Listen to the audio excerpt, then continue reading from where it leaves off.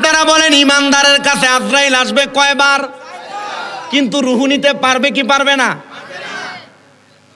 ইয়া রাসূলুল্লাহ, নবী গো, ইমানদারের কি এত বেশি দাম? আব্বাজি, ইমানদারের কেমন দাম জানেন?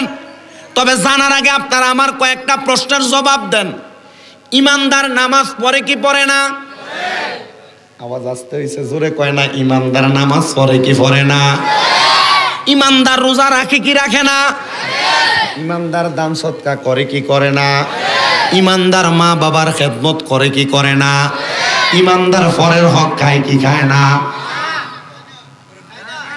ইমানদার সুদ খায়নি, ইমানদার ঘুষ খায়নি। কিন্তু আমরা সমাজের মানুষ সুদ করে মসজিদের সভাপতি বানায়, আমাদের সমাজের মানুষ ঘুষ করে মসজিদের সেক্রেটারি বানায়, আমাদের সমাজের মানুষ সুদ করার ঘুষ করে এলাকার সর্দার মাতাব্বর বানায়। আর আমার বুঝে আসে না, এই সুদ করার ঘুষ করটির একটু লজ্জা শরম নাই? এটি কেমনে পরের হক খায়া সুদ খায়া ঘুষ খায়া সর্দারি মাতাব্বরি করতে যায়? আরে সুদকুরের চেহারা বারে কুকুর পর্যন্ত দেখতে পছন্দ করে না। আর এরা কত সুন্দর সুদ খায়ার দোকানে বইয়া লম্বা লম্বা মাতে। আপনারা বলেন এই সুদকুরের শাস্তি কি কম না বেশি?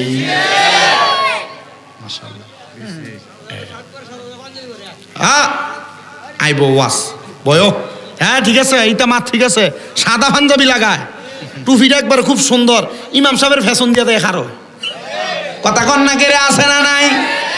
আল্লাহ না করুক ইমাম সাহেব যদি এই দিন যদি হাওয়াটা বাইর হয়, অজুদা ছুটে, ইমাম যদি এটারে সামনে দিয়া যদি কোন রকম অজু করতে যায়, অবস্থাটা কি হবে আমার বুঝে আসে না। আল্লাহ তাআলা এমন হারাম কর সুদ করতে গা আমরা সমাজে বাঁচায়া রাখব, জোরে কোন আমিন। আসেন আমার ভাই বাবারা, তো যেই কথা বলতেছিলাম, ইমানদারের কাছে আজরাইল আসবে কয়বার? 4 বার। কেমনে আসবে শুনেন। তিরমিজি শরীফের মধ্যে হযরতে আনাস ইবনে মালিক রাদিয়াল্লাহু তাআলা আনহু বলেন, আমি আমার নবীজির জবান মোবারকে বলতে শুনলাম, নবী আমার কয় উম্মত যখন একটা মানুষ ইন্তেকাল করে, ইন্তেকাল করার আগে আমার আল্লাহ তাআলা প্রত্যেক মানুষের ভাগ্য লিখে লেখা তাদের নামটা সাজরাতুল ইয়াকিন নামক একটা গাছ আমার আল্লাহ লামকানে লাগায়া রাখছে। ওই গাছের পাতা যখন ছিঁড়া পড়া যায়, তখন ওই মানুষের কাছে আজরাইল ফেরেশতা চলে আসে। জোরে জোরে কন্যা আল্লাহু আকবার। নবী আমার কয় উম্মত, হে আমি নবীর উম্মতের দলেরা, আজরাইল যখন ওই মানুষের সামনে আসে, বান্দা যদি ইমানদার হয়, ইমানদারের সামনে আজরাইলটা আইসা তখন ইমানদার বান্দার বুকের মধ্যে একটা থাবা দিয়া ধরে। ইমানদার বান্দার বুকের মাঝখান দিয়া 2টা ফেরেশতা আগে যে আসছে, ওই ফেরেশতাগুলা বাধা দেয় আর ডাক দিয়া কই আজরাইল, ইমানদার বান্দার বুক দিয়া রূহ বাইর করতে পারবা না। বলে কারণ কি? বলে ইমানদারের বুকের মধ্যে আল্লাহ নবীর ভালোবাসা আছে, আল্লাহ নবীর মুহাব্বত আছে। নবীর মুহাব্বত যেহেতু আছে, যেই বুকের মধ্যে আল্লাহ নবীর ভালোবাসা আছে, এই বুক দিয়া রূহ বাহির করতে পারবা না। আজরাইল ফিরা যাবে, মাবুদ তোমার কাছে জানতে চাই, তোমার বান্দার রূহ তো কবজ করা যায় না, এই আজরাইল একটু অপেক্ষা করে বিওয়াজিকান নূর, বান্দার চেহারাটার মধ্যে বড় মায়া, তার মায়াওয়ালা চেহারাটার মধ্যে হামলা করে দিবা। আজরাইল আইসা আপনার আমার এলাকার মসজিদের সমিতি সভাপতি, এলাকার মসজিদের হুজুর, এলাকার মসজিদের মুসল্লি, এলাকার কৃষক যে বলেন না কেন, তার মুখটার মধ্যে হামলা করব। হামলাটা করতে দেরি রে, কপালের মধ্য থেকে 2টা ফেরেশতা বাধা দিয়া দিব রে। আজরাইল ইমানদার বান্দার কপাল দিয়া রূহ বাহির করা যাবে না। বলে কারণটা কি? বলে ইমানদার বান্দার কপাল দিয়া আল্লাহর সেজদা দিছে, সুবহানা রাব্বিয়াল আলা কইরা আমার আল্লাহ তাআলার বরত্ব প্রকাশ করছে, এই জন্য ইমানদার বান্দার কপাল দিয়া রূহ বাহির করা যাবে না। এবার আজরাইল ফিরা যাবে, আবার আজরাইল ইমানদারের কাছে আসবে, আইসা ইমানদার বান্দার ডান হাতের এই কনি বরাবর, ডান হাতের বাহু বরাবর হাতটা দিব রূহ নেওয়ার জন্য। 2টা ফেরেশতা দাঁড়ায়া যাইব। আজরাইল বান্দার ডান দিক দিয়ে রূহ বাহির করা যাবে না। বলে কারণটা কি? বলে বান্দার ডান দিকে তার মা বাবার খেদমত আছে। এবার আজরাইল ঘুরা বান্দার বাহুর দিকে হাতটা বাড়াইব। বাম দিক থেকে 2টা ফেরেশতা ডাক দিয়ে কইব, আজরাইল বাম দিক দিয়ে রুহু বাহির করা যাবে না, কারণ বাম দিকে বান্দার দান এবং সদকাগুলো আছে। এবার আজরাইল ফিরে যাবে, রাব্বে কারীম তোমার কাছে জানতে চাই, আমি তো তোমার বান্দার রুহু কবজ করতে পারি না। আল্লাহর জবাব হইল ফাকালু রাব্বি আল্লাহ, আমার আল্লাহ তাআলা ডাক দিয়া কইব রে আজরাইল বিকাউলি লা ইলাহা ইল্লাল্লাহু মুহাম্মাদুর রাসূলুল্লাহ, যেই বান্দা তার মুখ দিয়া লা ইলাহা ইল্লাল্লাহু মুহাম্মাদুর রাসূলুল্লাহ পড়ছে, ওই বান্দা ইন্তেকালের সময় কালেমা নসিব হবে। বান্দা এখনো কালেমা পড়ে নাই, কেমনে বান্দার রূহটা কবজ করবা? আজরাইল রে অপেক্ষা করো, অপেক্ষা করো। ইমানদার বান্দা কালেমা পড়বে, বান্দার জবান দিয়া যখন কালেমা পড়ার বাতাস বের হবে, ওই বান্দা বাতাসের সাথে দিয়া তুমি তার রূহটা কবজ করবা। আজরাইল আইসা ইমানদার বান্দার ঘরের সামনে দরজায় দাঁড়ায়া থাকবে, আর দুইটা ফেরেশতা বান্দার নাকের কাছে মেশক আম্বরের গ্রানগুলো ছড়ায়া ছিটিয়া দিবে, আর একটা ফেরেশতা ইমানদার বান্দার মাথাটার মধ্যে হাতটা যখন বুলায়া দিবে, বান্দা চোখটা খুলবে, আর বান্দার চোখের সামনে জান্নাতি তুফা একটা আপেল ধরে রাখবে, ওই তুফার মধ্যে পড়বে লেখা থাকবে কালিমে তয়্যিবা। বান্দা জবান খুলে পড়বে লা ইলাহা ইল্লাল্লাহু মুহাম্মাদুর রাসূলুল্লাহ সাল্লাল্লাহু আলাইহি ওয়াসাল্লাম। জোরে পড়েন সুবহানাল্লাহ। বান্দা যখন কালেমা পড়বে, ওই বান্দার রূহু আজরাইল মুখের বাতাসের মাধ্যমে বের করে নিয়ে যাবে। এ নরসিংহপুরের দাড়ি পাকা মুরব্বী বাবা, তুমি যদি এমনে না মারা যাও তাইলে মানুষ মনে করবে দেখছো নি রে নরসিংহপুরের উমক ব্যক্তি মারা যাওয়ার সময় জিহ্বায় কামড় দিছে, মনে হয় আজরাইল তারে কষ্ট দিছে, বিছানায় প্রস্রাব পায়খানা করে দিছে, মনে হয় আজরাইল তারে কষ্ট দিছে, শক্তি উল্টে দিছে, মনে হয় আজরাইল তারে কষ্ট দিছে।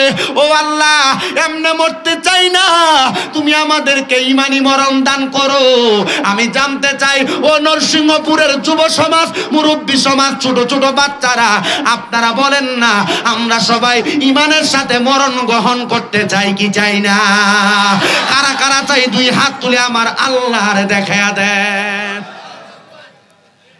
ঈমানের সাথে মরণ চাই কি না? কষ্ট হইতেছে আপনারা? আব্বা বয়স কম হুজুর, কিন্তু মাফ ফাইন। পুলিশে কত মানুষের দেখে, তোরে দেখে না জানি আমি তো বুঝি এটা কে কইব, ফলাই নই কইব। আজকে মাহফিল এটা ফলা না, না দেখন লাগতো না, তুই আরেকবার ক।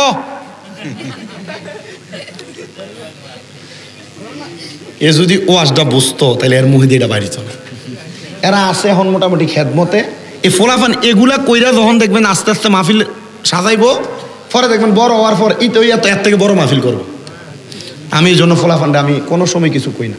আমার মাহফিলে ফলাফান দুষ্টামি করলে আপনারা হয়তো অবাক হইবেন, মসজিদে গেলে বহুত বুড়া মুরব্বীরা সেটা থাকা বাচ্চা লইয়া গেলে। আমি আমার মসজিদে যেখানে চাকরি করতাম, এখন করি না, এখন জুমা পড়াই শুধু কোনো রকম। গতকালকে জুমা পড়াইতে পারিনি। তো যারা পড়ায় তো বাচ্চাদেরকে ধমক দিলে আমি মুরব্বীর সাথে সেটা যেতাম গা, যে মুরব্বী বাচ্চারা ধমক দিয়েন না, এটা স্বভাব না, কারণ বাচ্চারা মসজিদের মুসল্লি, ভবিষ্যতের মুসল্লি হইব। এমনও সময় গেছে আমি বাচ্চা মসজিদে ফসরাব পায়খানা করে আমি নিজের হাতে কোষ কইরা বাচ্চার ফসরাব পায়খানা ফালাইছি। এটা আমার স্বভাব। আমি কখনো কোনো বাচ্চারা ধমক দিই না, উল্টা আমি বাচ্চারা প্রয়োজনে খাওয়াই, এমনি কিছু দেই, এটা আমার অভ্যাস বাচ্চাদেরকে। আপনাদের দোয়ায়, আপনারা মনে জানেন, আমার আবু আহমদ ভাইও জানে, আমার কুমিল্লাতে একটা না দুইটা না 6টা মাদ্রাসা। মার হাওয়া জোরে নাই তো, মৌলবীরা বন্ধা বন্ধা হাদিয়া লয়ে জাগা, কিন্তু টেহা নেই ঠিক। মাদ্রাসা কয়টা করছে? আলহামদুলিল্লাহ, আপনাদের দোয়ার পর আমার মাদ্রাসাগুলো সুন্নিয়তের খেদমত হচ্ছে। লাগতো না যেমনে সেমনে বালা। তাহলে ঈমানের সাথে আমরা মরণ গ্রহণ করতে চাই কি চাই না? মহিলারা ও শুনতেছে? আমি আইতে দেখছি প্রজেক্ট করে দেখা যায় একটু যাই চাই। আমি শুধু আমার আলোচনাটা এমন ভাবে এমন একটা জায়গায় ফেলাবো, দেখবেন আপনাদের সবার কাছে ভালো লাগবে। খুব ধৈর্য নিয়ে বসবেন। তো ইমানদার বান্দার রুহু যখন নিবে, ইমানদার বান্দার অবস্থা তখন কেমন হবে? নবী আমার বলেন, উম্মত, ইমানদার বান্দার অবস্থা এমন হবে, একটা ছোট বাচ্চা ঘুম থেকে জাগ্রত হইলে যেমন ভাবে ওয়া ওয়া করে কান্না করে, তার মা তার মুখের মধ্যে দুগ্ধ দেওয়ার কারণে মাথায় হাত বুলে দিলে ছোট বাচ্চা যেমন ভাবে আরামে ঘুমিয়ে যায়, ইমানদার বান্দা তেমন আরামে ঘুমিয়ে যাবে, মরণের কষ্ট টের পাবে না। মরণের কষ্ট টের পাবে না ইমানদার বান্দা। আল্লাহর নবী বলেন, উম্মত, হে দুনিয়ার উম্মতে মুহাম্মদীর দলেরা, ইমানদার বান্দাটা ইন্তেকাল করার পরে আজরাইল আলাইহিস সালাতু ওয়াস সালাম ইমানদারের রূহটা এমনি স্বাভাবিক তার হাতে করে নিয়ে যাবে না। ইমানদার বান্দার রূহটা নেওয়ার জন্য জান্নাতের স্বর্ণ এবং রূপার 2টা পেয়ালা নিয়ে আসবে। স্বর্ণ রূপার 2টা পেয়ালার মধ্যে ইমানদার বান্দার রূহটা উঠায়া উপরের দিকে নিয়ে যাবে। আর রূহ আজরাইলকে ডাক দিয়ে বলবে, আজরাইল, তুমি আমার রূহটার এত আস্তে আস্তে কেন নিয়ে যাও? তুমি যদি জানতা আল্লাহ তাআলা আমার জন্য কত মহামূল্যবান পুরস্কার রেডি করে রাখছে, তাহলে তুমি আমারে আরো তাড়াতাড়ি নিয়ে যাইতা। ইমানদার বান্দার রূহটা নিয়ে যখন আজরাইল আলাইহিস সালাতু ওয়াস সালাম প্রথম আসমানে চলে যাবে, ইমানদার বান্দার রূহটারে দেইকা আসমানের ডাইনে বামে 2 দিক দিয়া 2 দল ফেরেশতা 19 জন করে দাঁড়ায়া থাকবে আর বলবে, আহলান ওয়া সাহালান মারহাবান দুয়ুফুর রহমান, হে আল্লাহর মেহমান, তোমার স্বাগতম স্বাগতম। তখন ইমানদার বান্দাটারে আমার আল্লাহর আসমানের মধ্যে গ্রহণ করে নিয়ে জান্নাতের মধ্যে প্রবেশ করাবে। আল্লাহ কোরআনে বলেন, জাযাউহুম ইনদা রাব্বিহিম জান্নাতু আদনিন তাজরি মিন তাহতিহাল আনহার আল আনহারু খালিদিনা ফিহা আবাদা রাদিয়াল্লাহু আনহুম ওয়া রাদু আন যালিকা লিমান খাশিয়া রাব্বা। জবান খুলে উচ্চ কণ্ঠে জোরে জোরে কোন আল্লাহু আকবার। আল্লাহ কয় শুধু জান্নাত দেওয়া হবে না, এ আল্লাহ আপনি জান্নাত কেমন জান্নাত দিবেন? আমার আল্লাহ কয় জান্নাতের নাম হলো জান্নাতুল আদন। আল্লাহ জান্নাতুল আদন দেখতে কেমন আপনি বলেন না? আল্লাহ কয় তাজরি মিন তাহতিহাল আনহার, বড় সুন্দর ওই জান্নাতের নিচে দিয়ে একটা নহর প্রবাহিত হবে। সুবহানাল্লাহ। শুধু নহর প্রবাহিত হবে না, আল্লাহর নবী কয় ওই জান্নাতের নহরটা যে প্রবাহিত হবে, সাহাবায়ে কেরাম বলে, ইয়া রাসূলুল্লাহ, ইয়া হাবিবাল্লাহ, নবী গো, আপনার উম্মত ওই জান্নাতে কতদিন থাকবে? 1 দিন, 2 দিন, 3 দিন? কয় না না না, ওই জান্নাতের মধ্যে থাকবে খালিদিনা ফিহা আবাদা। আল্লাহ তাআলা আবাদা শব্দটা যোগ করে বোঝায়া দিলেন, বান্দা 1 দিন 2 দিন না, বান্দা জান্নাতের মধ্যে চিরস্থায়ী বাসিন্দা হয়ে থাকবে। কয় আবাদা, জান্নাত থেকে তারা বের হতে চাইবে না। ও আল্লাহ, আপনার ওই জান্নাতে কে থাকবে? আমার আল্লাহ বলে, বান্দা রাদিয়াল্লাহু আনহুম ওয়া রাদওয়ান, আল্লাহর প্রতি যারা খুশি, আল্লাহ যাদের প্রতি রাজি, তারাই ওই জান্নাতের মধ্যে থাকবে। আল্লাহ তারা কারা? আল্লাহ কয় যালিকা লিমান খাশিয়া রাব্বা, তারা আমি আল্লাহর সবচাইতে বেশি ভয় করে, তারা হলো তারা। এবার আপনারা বলেন, আমাদের সবার ভিতরে আল্লাহ তাআলার প্রতি ভয় আছে না নাই? ওই আল্লাহর ভয় কইরা মুহাব্বতের আওয়াজে আমার আল্লাহ তাআলার কোরআনের তেলাওয়াত করেন আর পড়েন, আউযু বিল্লাহি মিনাশ শাইতানির রাজীম, বিসমিল্লাহির রাহমানির রাহিম, লা ইয়াস্তাওয়ি আসহাবুন নারি ওয়া আসহাবুল জান্নাহ, আসহাবুল জান্নাতি হুমুল ফাইজুন। ওয়া ক্বালা ফি শান হাবিবিহি ওয়া মাহবুবিহি ওয়া মা'শুকিহি মুখবিরান ওয়া আমিরা, ইন্নাল্লাহা ওয়া মালাইকাতাহু ইউসাল্লুনা আলান নবী, ইয়া আইয়ুহাল্লাযীনা আমানু সাল্লু আলাইহি ওয়া সাল্লিমু তাসলিমা। আল্লাহুম্মা সাল্লি মারহাবা মাওলানা মুহাম্মদ ওয়া আলা সাইয়্যিদিনা কবর যদি চাও জালা দুরুদ বানাও গলার মালা পাইবাই আমার নূর নবীকে ঘুমের ঘরে স্বপ্নে আল্লাহুম্মা সাল্লি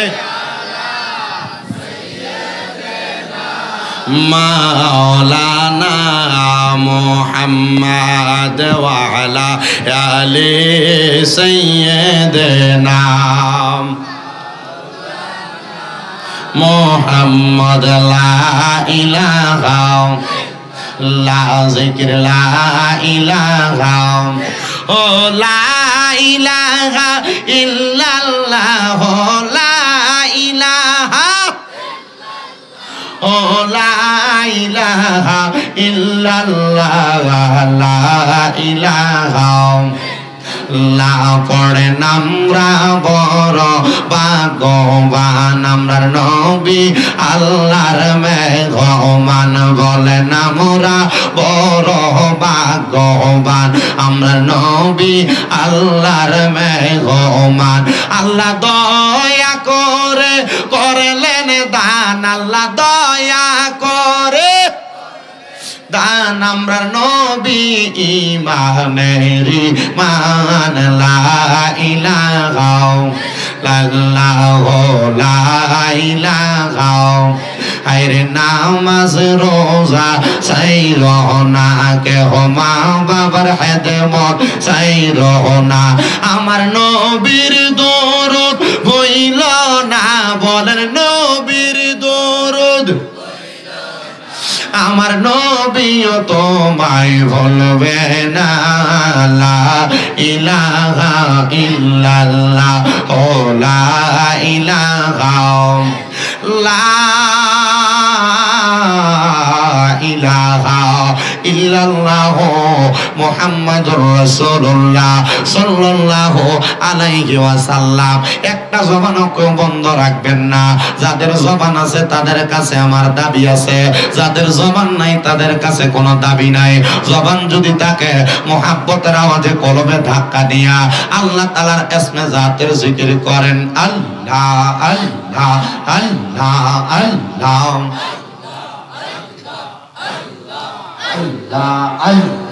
আল্লাহ আল্লাহ দয়াল নবী তুমি গুণময় মারহাবা আল্লাহ আল্লাহ দয়াল নবী তুমি গুণময় মারহাবা আল্লাহ আল্লাহ পাপি তাপি উদ্ধারিতে গো নবী সাজদায় থাকবেন পগরি গহন নবী দয়াল নবী তুমি গুণময় মারহাবা আল্লাহ আল্লাহ ইকু বন্ধ করেন ইকু বন্ধ করেন ইকু আল্লাহ দয়াল নবী তুমি গুণময় মারহাবা আল্লাহ আল্লাহ কাউসারে রহমালি কাফনে কাউসা রফি লাইবা নবী কাউসা রফি লাইবা ফাফি উম্মত উদ্ধারিতে গো নবী সাজদাতে পড়ি গিবা গো নবী দয়াল নবী তুমি গুণময় মারহাবা আল্লাহ আল্লাহ আল্লাহ আল্লাহ রাসূল পাইতে আমি বায়াত হইলাম হায়রে আল্লাহ রাসূল পাইতে আমি বায়াত হইলাম মুর্শিদ চাঁদ হই না যে বদনাম মারহাবা আল্লাহ আল্লাহ মুর্শিদ চাঁদ হই না যে বদনাম মারহাবা আল্লাহ আল্লাহ তরিকতে আমল করে কত পাই গেল উপরে আমায় রাইখো শোনো জোরে আমায় রাইখো শোনো জোরে মুর্শিদ আমার কোনো আমল নাই মারহাবা আল্লাহ আল্লাহ আল্লাহ রাসূল পাইতে আমি বায়াত হইলাম মুর্শিদ ছাড়া হয় না জয় বদনাম মারহাবা আল্লাহ আল্লাহ আমি যেই দিন যাব মোরে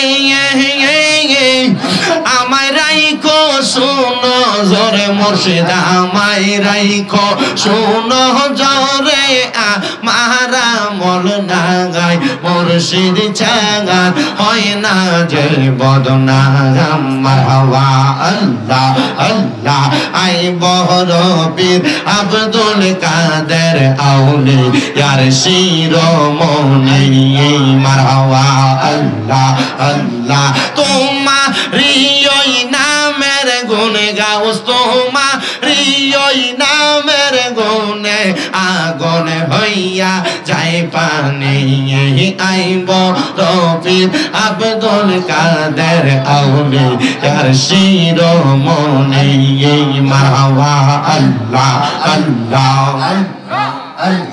লা ইলাহা ইল্লাল্লাহু মুহাম্মাদুর রাসূলুল্লাহ সাল্লাল্লাহু আলাইহি ওয়াসাল্লাম। একটা জবানও বন্ধ রাখবেন না, জবানটা ছেড়ে দিয়ে বলেন জিকির করলাম একজনের, তিনি কি? ওই আল্লাহ তাআলার জিকির করলে লাভ আছে না নাই? আমার ভাইরা বাবারা বন্ধুরা, আমি আর ডাইনে বামে যাব না, ডাইরেক্ট আমার আলোচনার চলে যাই। আমি এখানে আসার পরে এক এক করে আমার মাহফিলের সাবজেক্ট আমি পাইলাম 11টা, কিন্তু 11টা সাবজেক্টের উপরে আমি চেষ্টা করব আপনাদেরকে বয়ানটা টাচ দিয়ে যাওয়ার জন্য। কিন্তু আমি আপনাদেরকে এখানে যারা বসতেন কয়েকটা কথা বলে দিয়ে যাই বাবারা, মনে রাখবেন আপনারা যারা এখানে বসেছেন অনেকে আছেন যাদের দুনিয়াতে মা নাই, আপনারা যারা বসেছেন অনেকে আছেন যাদের দুনিয়াতে বাবা নাই, অনেকে আছেন দাদা দাদি বংশের মানুষ কবরে।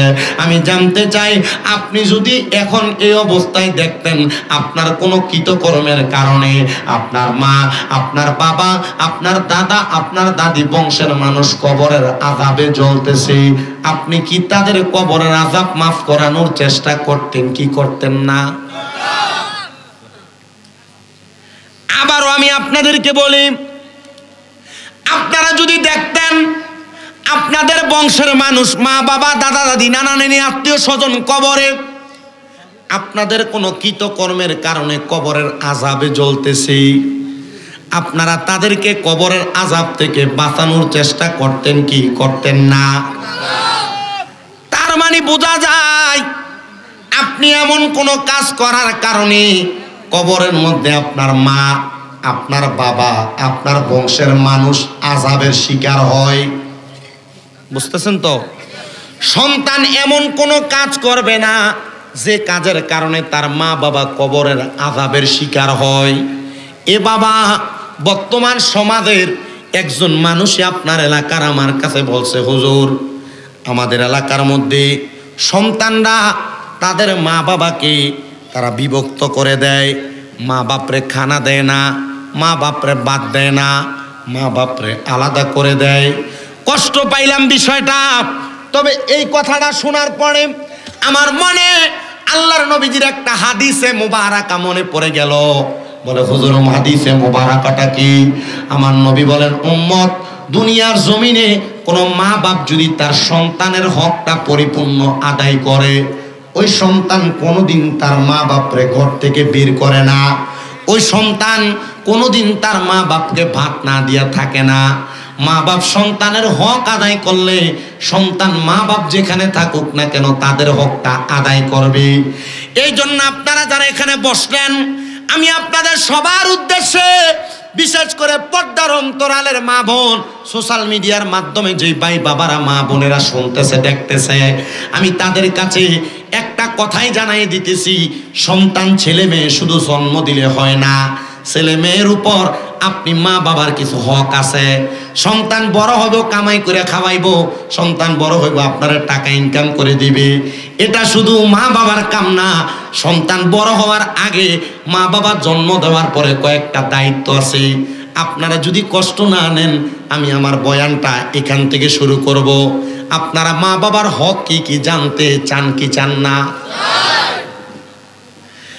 আল্লাহর নবী রাহমাতুল লিল আলামিন নবী বলেন, এক নাম্বার, কোন সন্তান জন্মগ্রহণ যখন করে তার মা বাবার প্রথম দায়িত্ব ওই সন্তানের কানের মধ্যে আযান দেওয়া। কি দেওয়া? আযান দেওয়া এক নাম্বার দায়িত্ব। দুই নাম্বার দায়িত্ব, কোন সন্তান যখন জন্মগ্রহণ করে ওই সন্তানের 7 দিনের মাথায় একটা ভালো নাম নির্ধারণ করে দেওয়া। 3 নাম্বার, সন্তান জন্মগ্রহণ করার পরে ওই সন্তানের মাথার চুলগুলা কামায়া দেওয়া। 4 নাম্বার, সন্তানের মা বাবা যদি স্বাবলম্বী হয়, সন্তানের মা বাবা যদি টাকাওয়ালা হয়, পয়সাওয়ালা হয়, নেশা পরিমাণ সম্পদের মালিক হয়, তাহলে 7 দিনের দিন ওই সন্তানের জন্য আল্লাহর রাস্তায়, ছেলের জন্য 2টা, মেয়ের জন্য 1টা বকরি আকিকা দেওয়া, কোরবানি দেওয়া।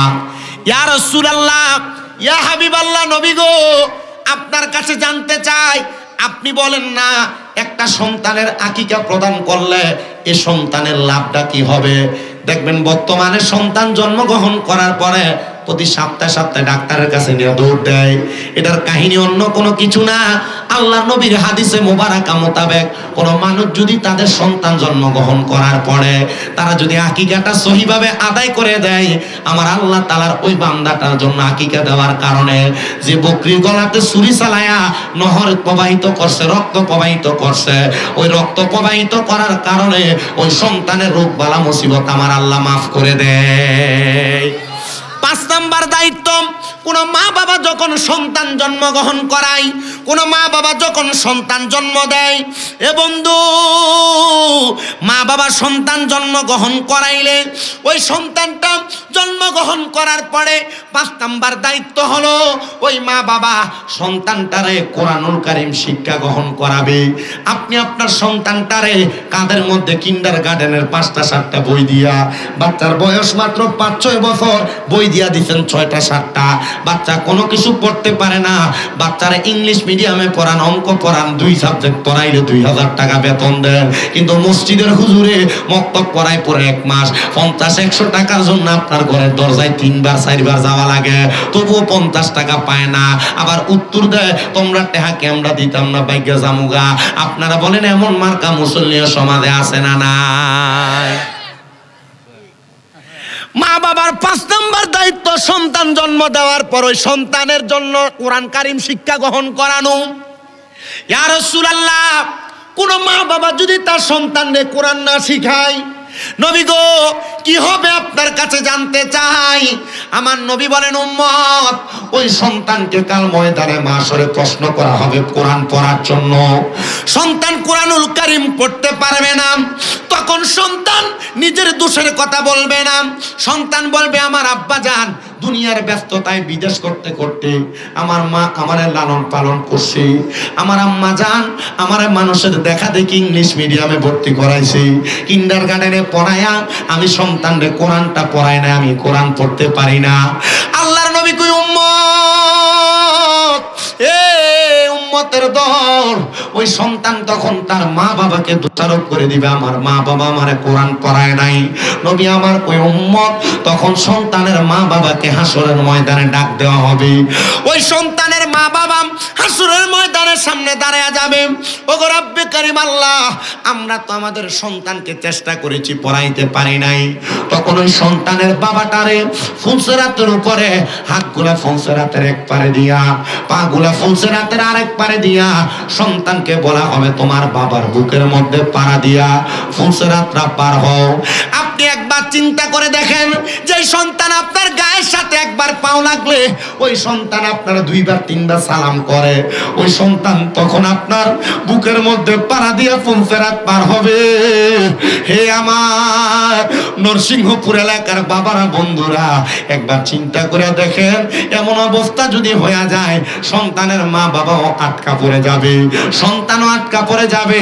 ইয়া রাসূলুল্লাহ, ইয়া হাবিবাল্লাহ নবী গো, তাহলে আমরা বাঁচার জন্য আমাদের সন্তানদেরকে কোরআন শেখানো লাগবে। রাহমাতুল লিল আলামিন নবী কয়, দুনিয়াতে কোনো মা বাবা যদি তাদের সন্তানকে কোরআন শিখায়, আমার আল্লাহ তাআলা ওই সন্তানের মা বাবাটারে ময়দানে মাশরে ইন্তেকাল করার পরে যখন উদয় করবে, ওই সন্তানের মা বাবার মাথার মধ্যে জান্নাতের একটা মুকুট পরায়া দিবে। অন্যান্য হাসরবাসীরা ডাক দিয়ে বলবে, আল্লাহ, এরা কারা যাদের মাথার মধ্যে স্বর্ণের সুন্দর মুকুট দেখা যায়? তখন আমার নবীজি রাহমাতুল লিল আলামিন নবীর ফেরেশতারা জবাব দিয়া বলবে, রে হাসরবাসীরা, এরা আর কেউ না, এরা হলো দুনিয়াতে কোরআন শিক্ষা গ্রহণ করা সন্তানের মা এবং বাবা। তাদের চেহারাটা বড় সুন্দর, তাদের চেহারাটা বড় মায়াবী। ও আল্লাহ, বুঝতে পারলাম চেহারাটা এত সুন্দর, এত মায়াবী। আল্লাহ গো, আপনার কাছে আমরা জানতে চাই, আপনি বলেন না কোন মানুষ যদি দুনিয়ার জমিনের মধ্যে এমন অপকর্ম বাজে কাজ কইরা কোরআন না শিখা হারাম খায়া পরের হক মাইরা মাইরা খায়া কবরে যায়, ওই মানুষটার অবস্থাটা কেমন হবে? আমার নবী কই, উম্মত অবস্থাটা কেমন হবে জানো? ওই উম্মতে মুহাম্মদী হোক আর দুনিয়ার কোন বান্দা হোক, ওই বান্দাটা ইন্তেকাল করার সময় আমার আল্লাহ তাআলা একটা না দুইটা ফেরেশতা পাঠিয়ে দিব। ওই দুইটা ফেরেশতার চোখের রংটা হবে নীল কালারের। নীল কালারের চোখওয়ালা ফেরেশতাটা ওই বান্দাটার সামনে যখন দাঁড়ায়া যাইব, বান্দা ওই দুইজন ফেরেশতার চেহারাটা দেখা বান্দা ভয়ে বিছানার মধ্যে প্রস্রাব পায়খানা করে দিবে। ইয়া রাসূলুল্লাহ, ইয়া হাবিবাল্লাহ নবী, দুইটা ফেরেশতার নীল চোখ দেখাই যদি বান্দা প্রস্রাব পায়খানা করে দেয়, বান্দা আজরাইলের চেহারা দেখলে কেমন অবস্থা হবে? আমার নবী কই, উম্মত ওই দুইটা ফেরেশতার চেহারা দেখার পর বান্দা যখন প্রস্রাব পায়খানা করে দিবে, বান্দা অপবিত্র। অপবিত্র অবস্থায় মরলে ঈমান নিয়ে মরা যায় না। এই জন্য আমি আমার নরসিংহপুর এলাকার সব মুরব্বী, সব দাড়ি পাকা বাবা, সব যুবক ভাই, ছোট ছোট মাসুম বাচ্চা সবার কাছে বলে দিয়ে যায়, আপনারা যা করেন আর না করেন, আপনারা দুনিয়ার জমিনের মধ্যে থাইকা আপনারা আপনাদের দুনিয়াতে পবিত্র অবস্থায় থাকার চেষ্টা করবেন। আল্লাহর নবী রাহমাতুল লিল আলামিন নবী কয়, আজরাইল ফেরেশতা তখন বান্দার সামনে চলে আসবে। আজরাইল আলাইহিস সালাতু ওয়াস সালাম যখন বান্দার সামনে দাঁড়ায়া যাবে, বান্দাটা আজরাইলকে বলার চেষ্টা করবে, রে আজরাইল, আমি এখনো পর্যন্ত মরণের প্রস্তুতি গ্রহণ করি নাই, আমার একটু সুযোগ দাও, আমি মরণের প্রস্তুতি গ্রহণ করব। বান্দা কথা বলার চেষ্টা করবে, আপনার আমার দুই চোয়াল মানে দুইটা দাঁতের উপরের নিচের মারির সাথে জিহ্বাটা কামড় পইরা আজরাইলের সঙ্গে কথা বলা বন্ধ হয়ে যাবে। আমি জিহ্বার মধ্যে কামড় দিয়া দিব। আমার নবী ডাক দিয়ে কই, উম্মত, হে আমার উম্মতের দল, আজরাইল যখন তোমাদের সামনে আসবে, জিহ্বার মধ্যে যখন তোমরা কামড় দিয়া দিবা, এমন টাইমে আজরাইলকে তুমি তোমার চোখের ইশারা দিয়া বোঝানোর চেষ্টা করবা। নবী আমার কই, আজরাইলের এমন ভয়ঙ্কর চেহারা, ওই ভয়ঙ্কর চেহারার দিকে বান্দা যখন তাকাইব, বান্দার চোখগুলা উল্টায়া সাদা অংশ উপরের দিকে চলে আসবে, বান্দা বড় কষ্ট পাবে, বান্দা বড় আঘাত পাবে। নবী গো, আপনি বলেন না, এই বান্দাটা যখন এমন কষ্ট পাবে, আঘাতপ্রাপ্ত হবে, তখন বান্দাটার কেমন অবস্থা হবে? নবী আমার কই, উম্মত, বান্দাটার অবস্থা এমন হবে জাননি? নবীজি কেমন হবে? আমার নবী কয়, আজরাইলে এবার বান্দার বুকটার মধ্যে যখন হাতটা রাখবো, হযরতে পয়গম্বর মুহাম্মদুর রাসূলুল্লাহ সাল্লাল্লাহু আলাইহি ওয়াসাল্লাম নবী আমার কই উম্মত, একটা মানুষের রূহ নেওয়ার জন্য আজরাইল যখন তার বুকটার মধ্যে হাতটা রাখে তখন বান্দার কাছে মনে হয় দুনিয়ার সবচাইতে বড় বড় পাহাড়গুলা বান্দার বুকের মধ্যে চাপায়া দেওয়া হয়েছে। বান্দার রূহটা কবজ করে নিয়ে যায়। ওই বান্দার রূহটা যখন কবজ করে নিয়ে যায় বান্দার কাছে এত কষ্ট হয়, বান্দার ঘাড়ের রগগুলা ঠাস ঠাস করে ছিঁড়ে যায়, বান্দার হাতের রগগুলা ছিঁড়ে যায়, বান্দার পায়ের রগগুলা ছিঁড়ে যায়, বান্দার রক্ত তখন চলাচল করতে পারে না। ওই সময় বান্দার রক্তগুলা নাক আর মুখে দিয়া বের হয়। বান্দা তখন দুনিয়ার কোনো কিছুর আশা করে না। আজরাইলকে ডাক দিয়া কয়, আজরাইল আমার রুহুটা একটু আস্তে আস্তে কবজ করা যায় কিনা। আজরাইল এমন ভাবে রুহু কবজ করবে, নবী ইদ্রিস আলাইহিস সালাতু ওয়াস সালাম ঘোষণা করতেছে, একটা জীবিত ছাগল রে জীবিত অবস্থায় লটকা দিয়া চামড়াটা টাইনা টাইনা ছিঁড়া ফেললে জীবিত অবস্থায় ওই বকরিটার যত কষ্ট হয় ইমানদার বান্দার তত কষ্ট হয়। হায় রে ও নরসিংহপুরের বাবারা, আমার পর্দার অন্তরালের আম্মুজি, তোমার মরার সময় যদি এমন অবস্থা হয় তুমি কত কষ্ট পাইবে একবার চিৎকার করে একবার চিন্তা করে দেখো গো মা। আল্লাহর নবী কয়, যখন বান্দার রূহটা কবজ করবে ওই বান্দার রূহ ডাক দিয়ে বলবে, রে আজরাইল তুমি আমার এত তাড়াতাড়ি কোথায় নিয়ে যাও? তুমি যদি জানতা আল্লাহ তাআলা আমার জন্য কত যন্ত্রণাদায়ক শাস্তি রেডি করে রাখছে তাহলে তুমি আমার এত তাড়াতাড়ি নিয়ে যাইতা না। এ ফেরেশতা তুমি কি বলো? বলে হ্যাঁ হ্যাঁ হ্যাঁ, তুমি আমার এত তাড়াতাড়ি নিয়ে যাও না। ফেরেশতা তখন নিয়ে যাবে, কিন্তু জানেন আপনি আমি নামাজ না পড়তে পড়তে গুনাহ করতে করতে কবরের কথা ভুলে যাওয়ার কারণে, হাসর মিজান ফুলসেরাতের কথা ভুলে যাওয়ার কারণে ফেরেশতা আজরাইল আলাইহিস সালাতু ওয়াস সালাম একটা সাদা রঙের কাপড় দিয়া নাকের মধ্যে এমন ভাবে ঢাকনা দিয়া দিবে। রে ফেরেশতার দল, নাকে কেন ঢাকনা দিলাম? বড় জবাব পাইবা পরে। এবার ইমানদার না বেঈমান বান্দা, গুনাহগার বান্দা, বেনামাজি বান্দা, হারামখোর বান্দা, যারা বাইবাতি যার জমি দখল করে খাইছো, যেই বাপ মারা সন্তানের সাথে বেইনসাফ করছো, যারা পরিপূর্ণ নামাজ আদায় করো নাই, যারা মানুষের হক মাইরা খাইতে দ্বিধাদ্বন্দ্ব করো নাই, যারা মিথ্যা কথা বলতে দ্বিধাদ্বন্দ্ব করো নাই, যারা দুনিয়াতে কোনো বাজে কাজ করতে দ্বিধাদ্বন্দ্ব করো নাই, মনে রাখবারে ওই সময় আল্লাহ তাআলার 19 জন করে ফেরেশতা আসমানের প্রথম দিক দিয়ে দাঁড়ায়া থাকবে। আর ওই ফেরেশতারা আজরাইলের হাতে থাকা রূহটার দিকে থু থু বলে থুতু নিক্ষেপ করবে। আজরাইল ডাক দিয়ে বলবে, রে ফেরেশতার দল, কেন রে এই বান্দার রুহুর দিকে তোমরা থুতু নিক্ষেপ করলাম? বান্দানা দুনিয়া ছেড়ে দিছে, বান্দানা দুনিয়ার মায়া ত্যাগ কইরাম আখিরাতের জন্য প্রস্তুতি গ্রহণ করছে। তখন ওই ফেরেশতারা বলবে, আজরাইল আমরা থুতু নিক্ষেপ করেছি, তুমি আমাদেরকে প্রশ্ন করলা, কিন্তু তুমি যে তোমার নাকের মধ্যে এভাবে ধরে রাখলা, কারণটা কি বলো না রে ফেরেশতা? তখন বলবে, বান্দা গুনাহ করার কারণে বান্দার রুহুটা একটা দুর্গন্ধযুক্ত রুহ হয়ে গেছে। বান্দার রুহের দুর্গন্ধ আমরা সহ্য করতে পারি না। চিন্তা করেন, যেই ফেরেশতাদের দেহের মধ্যে মেশক আম্বরের চাইতে বেশি ঘ্রাণ পাওয়া যায়, ওই ফেরেশতারা পর্যন্ত কোনো জাহান্নামী বেনামাজি হারামখোর পরের হক খানেওয়ালার শরীরের রুহের দুর্গন্ধ সহ্য করতে পারে না। হায় রে আমার বাবা, তখন ডাক দিয়ে বলবেন, আমরা ওই কারণে বান্দারে থুতু নিক্ষেপ করি। ওই বান্দারে আসমানের সামনে নিয়ে যাওয়া হবে, আসমানের দরজা বন্ধ, ডাইনে নিয়ে যাওয়া হবে, ডাইনের দরজা বন্ধ, বামে নিয়ে যাওয়া হবে, বামের দরজা বন্ধ। বান্দার জন্য একটাই মাত্র দরজা খোলা। ইয়া রাসূলুল্লাহ, দরজাটা কি? বলে, ইন্নাল্লাযীনা কাফারু মিন আহলিল কিতাবি ওয়াল মুশরিকিনা ফি নারি জাহান্নামা খালিদিনা ফিহা। নাউযুবিল্লাহ কইলেন না?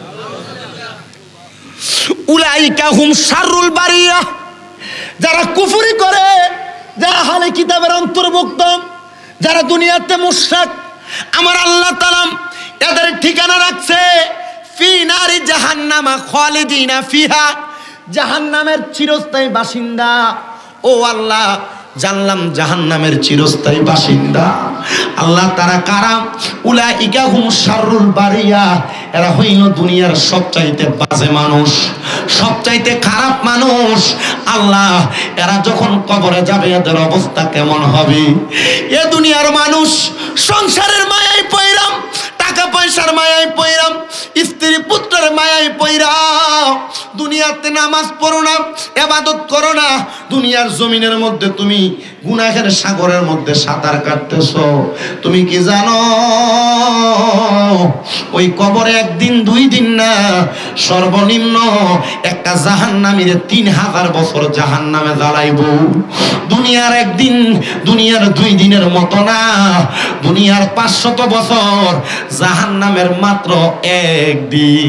তোমার যখন 3000 বছর জ্বালাইব তুমি তখন সে আযাব সহ্য করতে পারবা না।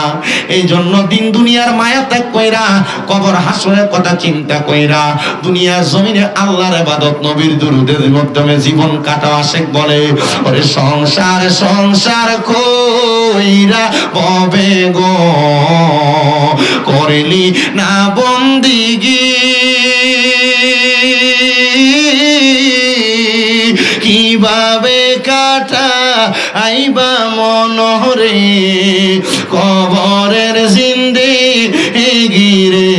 হায়রে ওরে জীবন গুনায় গুনায় গেল রে, হায়রে ওরে জীবন গুনায় গুনায় এলো রে।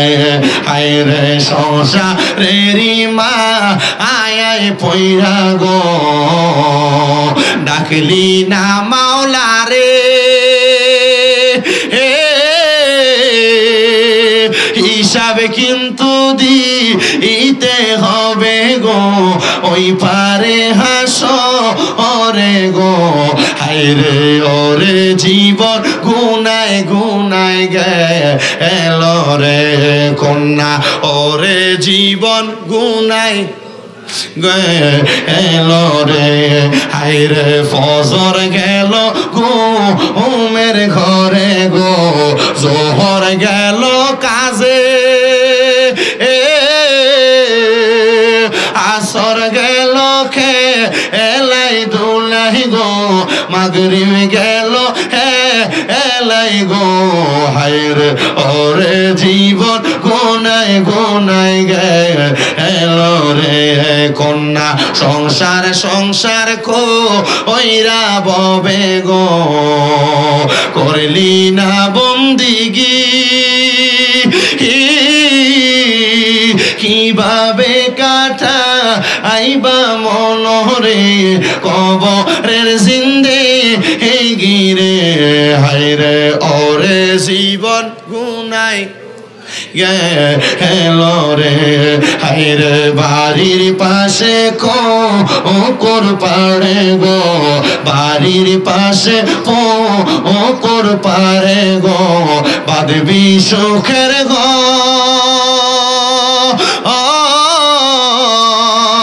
ভাইও নাই তোর বান্ধব নাই রে, কে লইবে খবর রে। হায়রে ওরে জীবন গুনায় গুনায় গেল রে, হায়রে ওরে জীবন গুনায় গুনায়। আমার মুসলমান ইমানদার,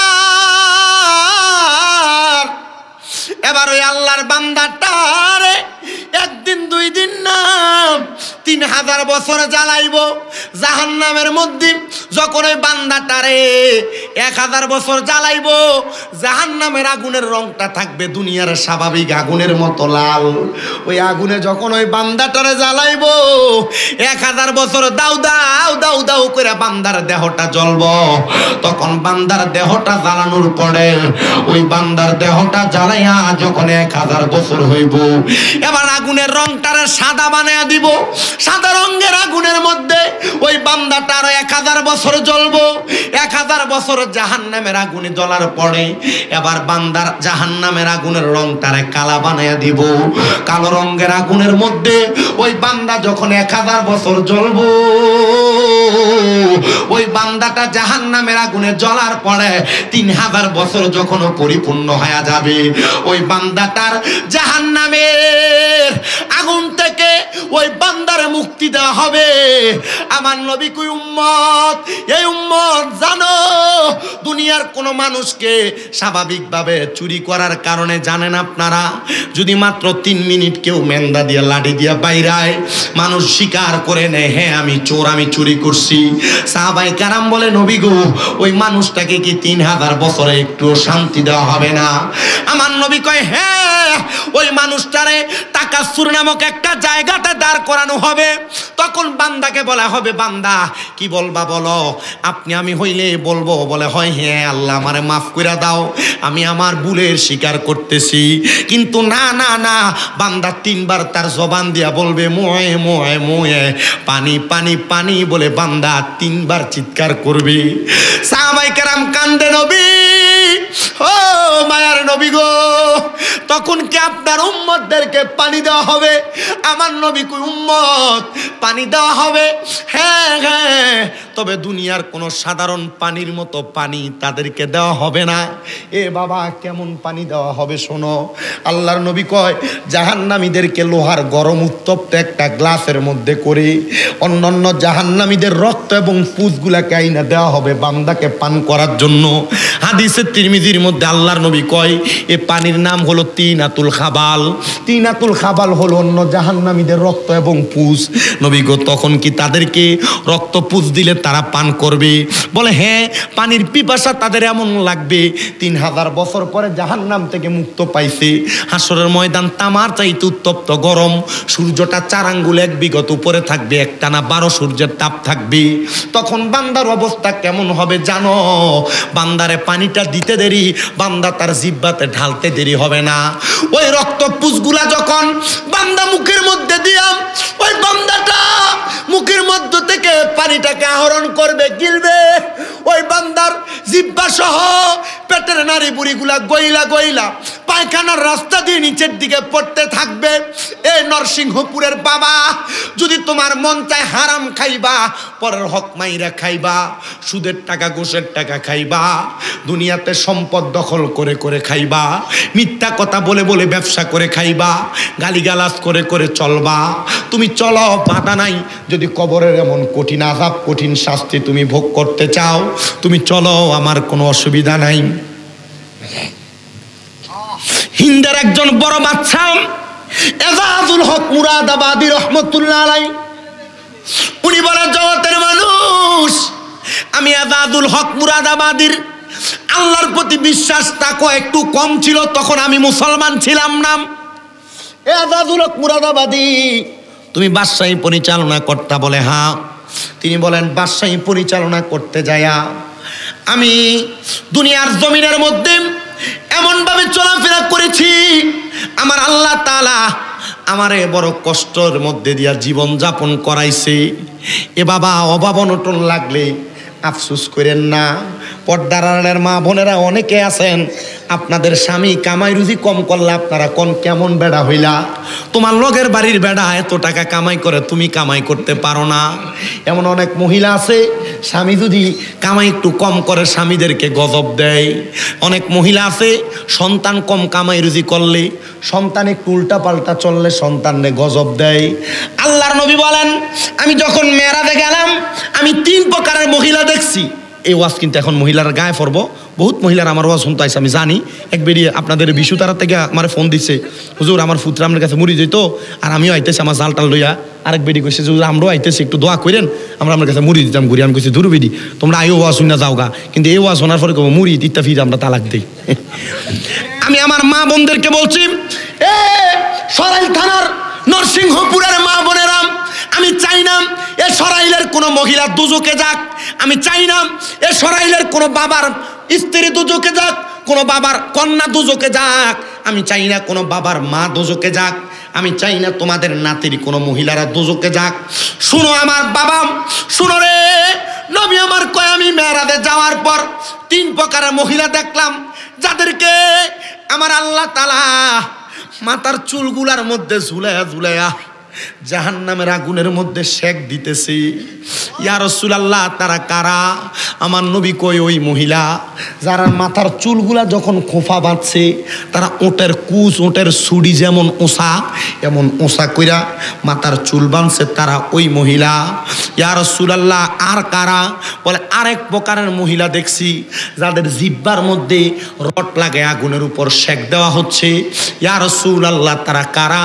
বলে তারা হইল ওই মহিলা তাদের জবান দ্বারা তাদের সন্তান এবং স্বামীকে লানত দেয়। এমন অনেক মহিলা আছে আল্লাহর গজব তোর উপরে পড়ে না, আল্লাহর লানত তোর উপরে পড়ে না, এমন কথা বলে। নবী কয় ওই মহিলাদের জিহ্বার মধ্যে গরম রড লাগে, সেক দেওয়া হবে আগুনে। নবী কয় 3 নাম্বার আরেক প্রকার মহিলা দেখছি, যেই মহিলাদের স্তনের মধ্যে লোহার রড লাগায় দিয়ে আগুনের মধ্যে সেক দেওয়া হচ্ছে। ইয়া রাসূলুল্লাহ, তারা কারা? নবী কয় ওই মহিলা যারা পোশাক পরে উলঙ্গ, যারা পোশাক পরে উলঙ্গ, যারা পোশাক পরে উলঙ্গ। এ বাবা, পোশাক পরে উলঙ্গ কোন মহিলাটা? দেখবা তোমার মা, তোমার মেয়ে, তোমার বোন, তোমার স্ত্রী পোশাক পরে, কাপড় পরে, এমন টাইট তার শরীরের অঙ্গভঙ্গি সব বোঝা যায়। নবী ওই মহিলার কথা বলছি, এমন পাতলা কাপড় পরে যেই পাতলা কাপড়ের উপর দিয়া তার শরীরের স্ট্রাকচার সব বোঝা যায়। পোশাক পরলে যেমন অবস্থা, না পরলে তেমন অবস্থা। নবী আমার কই ওই মহিলাদেরকে জাহান্নামের স্তনের মধ্যে রড লাগায় দিয়া সেক দেওয়া হবে আগুনের মধ্যে। আরেক প্রকার মহিলা দেখছে, নবী কই ওই মহিলা যেই মহিলারা তাদের স্বামীর অবাধ্য। এ পর্দার অন্তরালের মা, আমি আমার ওয়াজের মাঝখানে মাঝখানে বিভিন্ন বিষয়ে টাচ করে যাই, আমি চাই না তোমরা দুদকে যাও। আমার নবী কই ওই মহিলা যেই মহিলাগুলা তাদের স্বামীর আদেশ মানে নাই। মহিলা, তুমি তোমার জামাইয়ের আদেশ ছাড়া সরাইল বাজার পুরাটা ঘুরে ফেলো। আল্লাহর নবীজি রহমতের নবী কয় কোন মহিলা তাদের স্বামীর আদেশ ছাড়া বাবার বাড়িতেও যাইতে পারবে না। বাবার বাড়ি দূরের কথা, বেবি স্বামীর আদেশের কথা চিন্তা করে না, ব্রাহ্মণবাড়িয়া শহর পুরাটা বাজার করে চলে আসে। কথা বলেন, এমন অবাধ্য মহিলা আছে না নাই? হ্যাঁ, হাজার হাজার বলে।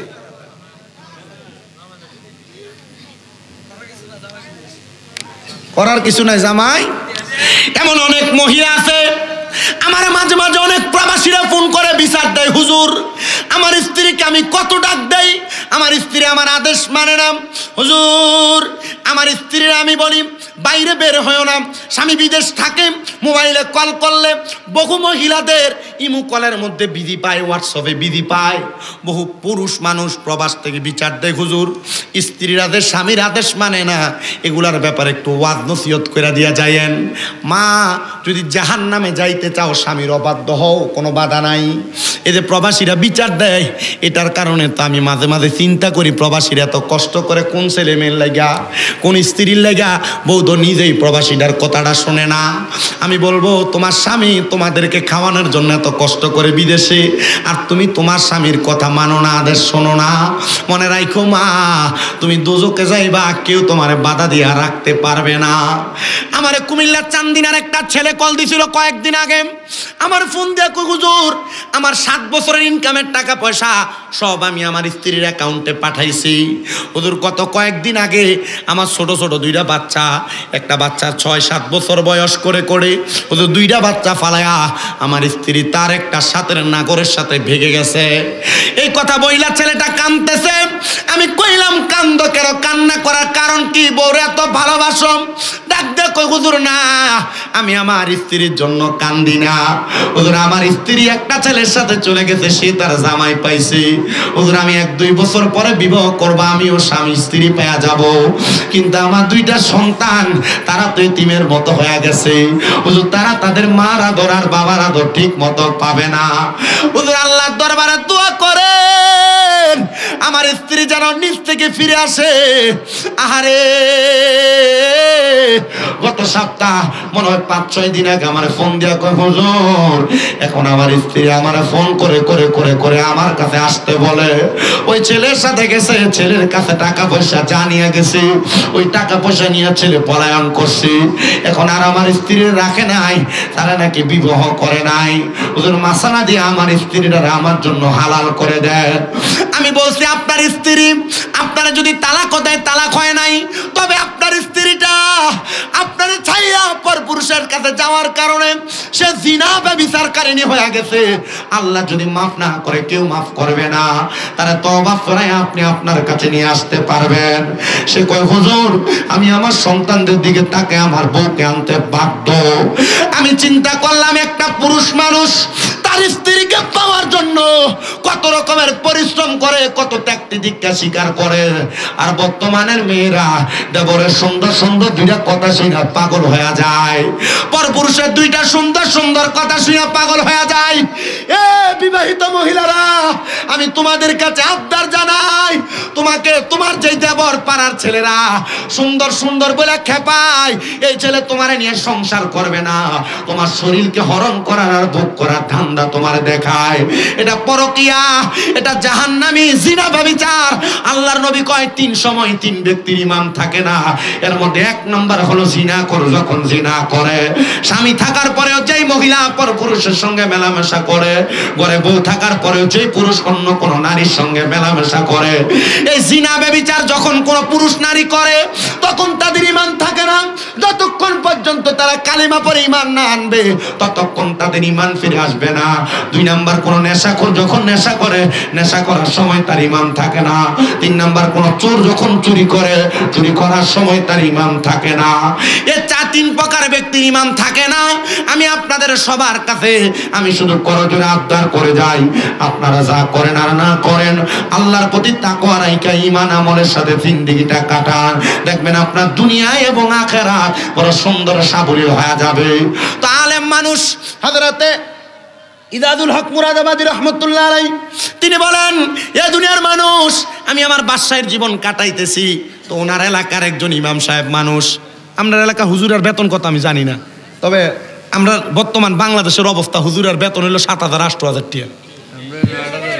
হ্যাঁ আচ্ছা 8,000 যদিও এক বস্তা চালের দাম 3200 টাকা, কথা কয় না। আচ্ছা বেটা সংসারটা চলে কেমন আমার এটা মাথার ধরে না, এটা আপনাদের কাছে আমি ছেড়ে দিলাম, এটা আপনাদের বিষয়। আমি মাঝে মাঝে চিন্তা করে যাই গা, মসজিদ কমিটি যারা এরা নিয়ে আল্লাহর কাছে জালেম হিসেবে ওঠে, বলে যে আমরা জালেম করলেন না। আমি এটা চিন্তা করি যে কারণ ইমাম সাহেব এত দায়িত্ব ফালাই দিয়ে আপনার এলাকায় যে বেটা রং ফিরে বদুল্লার মতো মুনি দেয়, সারাদিন খাটলো তো বেটা 500 টাকা বেতন আছে, কথা কন না কেরে আপনি, কত বেতন আছে? 500 টাকা বেতন। তো 500 টাকা করে বেতন ধরলে তো মাসে 15,000 টাকা করে, আপনি দিতেন 8,000। এটা আমি স্বাভাবিক কথা আর কি, আমি এটা আপনাদের বোঝাইতেছি। চিন্তা করি ইমাম সাহেবের প্রতি ইনসাফ না করার কারণে বহু এলাকার ভিতরে ইমাম সাহেবরা এই বেইনসাফির কারণে বহুত কমিটি ধরা খাইব, মরার পরে আর কি, মরার আগে খাইব কিনা এটা জানি না। ওই যে শুনছেন না বেড়ার কথা, বেড়াইয়া হুজুরের কাছে দোয়ার দরকার, হুজুর আমার ফুতের লেগে দোয়া করেন। বলে কি দোয়া করতাম? আমার ফুতে তখন বালা একটা সার কিফা। ইমাম সাহেব দোয়া করছে, আল্লাহ ফজরের নামাজের পর আল্লাহ এবার ফুতের আমার মতো একটা সম্মানী সার কি দিও। এই হুজুর আমার ফুতে কি 8,000 টাকা সার কি করতো? ও আমারটা সম্মানী সার কি না, আপনার ফুতে এটা ভাইবো এটা 50,000 টাকা বেতন, এটা সম্মানী না, আমারটা ভালো লাগছে না। এটার কারণে আমি চিন্তা করলাম নিজের বেলা বালা বুঝেন, ইমাম সাহেবের বেলা একটু উল্টা পাল্টা বুঝেন, আল্লাহর কাছে জবাব দন লাগবো, কথা কয় না কেন? হ্যাঁ চিন্তা করতেছে। ও জান কই ওই বিরিয়ানি রেডি হয়ে গেছে গা, আইতে দেখছি যে সুন্দর গেরান, আরো গরুর বিরিয়ানি। আচ্ছা যেই কথা বলতেছিলাম, ওই জায়গায় ওই এলাকার মসজিদের ইমাম সাহেব এখন যদি 8,000 হয়, 5-7 বছর 10 বছর আগে বেতনটা কি ছিল এটা আমার নিজেরও আইডিয়া আছে। আপনার মসজিদের হুজুরের বেতন দিত মাত্র 1500 টাকা, আমার এটা ফুলা মাথায় আছে। আমি আমাদের মসজিদের ইমামের বেতন 600 দেখছি। তো আমি যেই কথা বলতেছিলাম, ওই ইমামের বেতন বেশি কিছু না, মাঝে মাঝে কেউ কোনো হাদিয়া দিলে এডই বেতন, কি হাদিয়া দিলে এডই বেতন। তো ইমাম সাহেব বাড়িতে যাই, ইমাম সাহেবের স্ত্রী ওনাকে বললেন, হে আমার স্বামী, যেহেতু মসজিদে ইমামতি করার কারণে আপনার সংসার চলে না, তাহলে আপনি অন্য কোনো চাকরি করে দেখেন না। আপনি চাকরির কারণে আপনি এমন কোনো ভালো বেতন পান যেটার কারণে আপনার সংসার ভালো চলবে। উনি বললেন তাহলে কি আমি মসজিদের চাকরি ছেড়ে দিব? বলে হ্যাঁ। বলে ঠিক আছে, আমি মসজিদের চাকরি ছাড়বো না, এমন তো আমি নামাজ পড়তাম, আমি নামাজ পড়াই, তবে তোমার কাছে আমার একটা শর্ত, আমি অন্য একটা চাকরি করব, মালিক যেদিন বেতন দেয় সেই বেতন তুমি ভোগ করবা। উনি রাজি হয়ে গেলেন। উনি মসজিদে নামাজ পড়ায়, আল্লাহর দরবারে বারবার কান্নাকাটি করেন, আল্লাহ আমার স্ত্রী আমি কি দিয়া বুঝাইতাম? এ মা বোনেরা, আপনার স্বামী যা ইনকাম করে তা আপনি খাইতেছেন, আপনার স্বামীকে হালাল কামাই করে খাওয়ায় না হারাম কামাই করে খাওয়ায়, একবারও আপনি চিন্তা করেন না? মাগো, হালাল হারাম বাচ্চা না চলার কারণে আপনিও কিন্তু আল্লাহর দরবারে এটার জন্য জবাবদিহিতা করা লাগবে। স্বামী কি কামাই করে, হালাল খাওয়ায় না হারাম খাওয়ায়, এটার জবাবদিহিতা আপনাকেও করা লাগবে।